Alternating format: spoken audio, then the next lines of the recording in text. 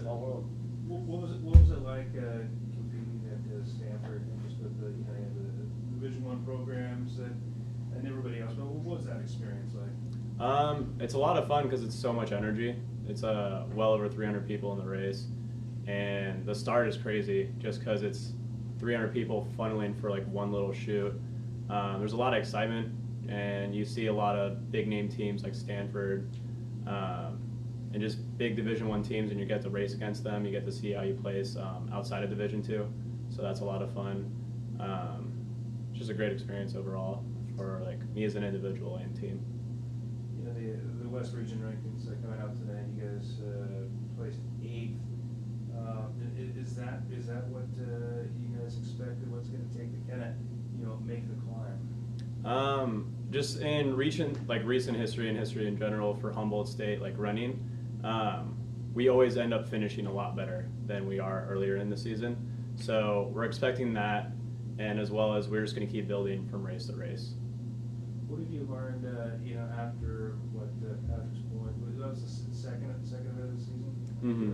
Patrick's Point, Stanford, and the people who didn't go to Stanford last week or 2 weeks ago went to Sonoma State. So this is kind of our third or fourth event. Okay, so this part of the season, what have you learned about this team, and then what's it going to take to keep on improving as you guys improve? What I've learned so far from this team is that it's a fairly bunch of new faces in this team, but we're all about juniors or seniors for the top 10, and so there's still a lot of experience in that running.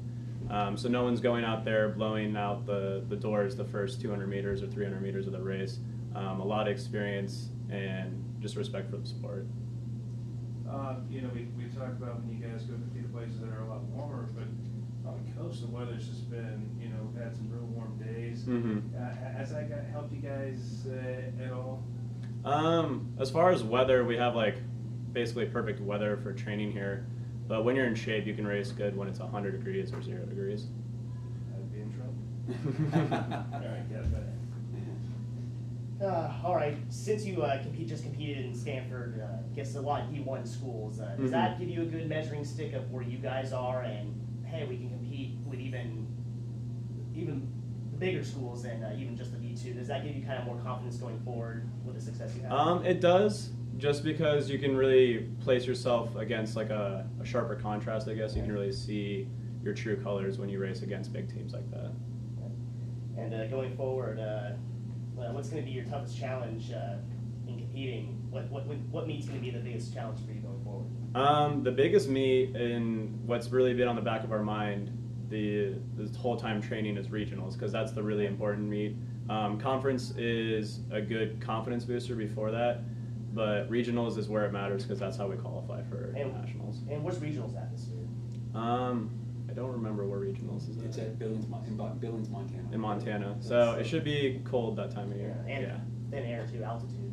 I think it's only at 1,000 feet, so it's not too bad.